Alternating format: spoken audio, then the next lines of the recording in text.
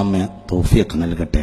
അതേ സമയത്ത് വേദനാജനകമായ ഒരു കാര്യം വളരെ ഗൗരവത്തോടെ പറയാനുള്ളത്, സുന്നികളാണെന്ന് പറഞ്ഞു നടക്കുന്ന ഒരു സംഘടന മുത്ത് മുഹമ്മദ് മുസ്തഫ സല്ലല്ലാഹു അലൈഹി വസല്ലമയുടെ മൗലൂദിനെ തശ്ബീഹാക്കിയിട്ട് കേരളത്തിൽ സർവരാലും അറിയപ്പെട്ട ഒരു ഇസ്ലാമിൽ പരിചയമില്ലാത്ത വാദഗതികളും ദുർന്യായങ്ങളും ഉയർത്തിയ മുസ്ലിം സമുദായം പരക്കെ മോശപ്പെട്ട ആളാണ്, അംഗീകരിക്കാൻ കൊള്ളൂല എന്ന് പറഞ്ഞിട്ടുള്ള ബുദ്ധിയുള്ള ബോധമുള്ള ആളുകൾക്ക് എന്നും മനസ്സിലായിട്ടുള്ള ഒരു വ്യക്തിയെ മുത്ത് മുഹമ്മദ് മുസ്തഫ സല്ലല്ലാഹു അലൈഹി വസല്ലമയുടെ മൗലൂദിന്റെ ശൈലിയിൽ മൗലൂദ് ഉണ്ടാക്കിയത് കണ്ട് ഞാൻ എൻ്റെ ബേജാറായി. പടച്ച തമ്പുരാനെ, ഇന്നലെ മിനിഞ്ഞാനും ശരിക്കും എനിക്ക് ഉറങ്ങാൻ കഴിഞ്ഞിട്ടില്ല. ഞാൻ മിനിഞ്ഞാനാണ് അത് കണ്ടത്.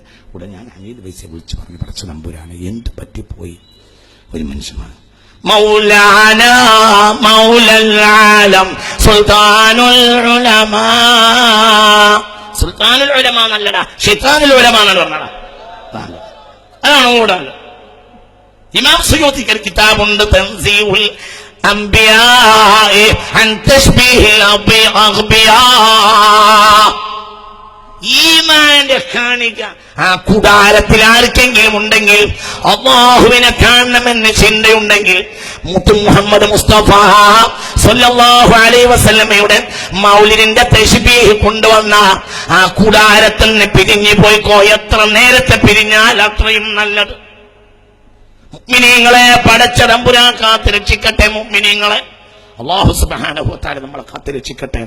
എന്ത് പറ്റിപ്പോയി മനുഷ്യന്മാര്, തലയെ കെട്ടിയ മനുഷ്യന്മാരിങ്ങനെ ഇങ്ങനെ ആടി നിന്നിട്ട് എണീറ്റ് നിന്നിട്ട് ആടി നിന്നിട്ട് സോഷ്യൽ മീഡിയ മുഴുവനും അതിന്റെ അവസാനിപ്പിക്കുകയാണ്. അല്ലാഹു സുബ്ഹാനഹു വ തആല നമുക്ക്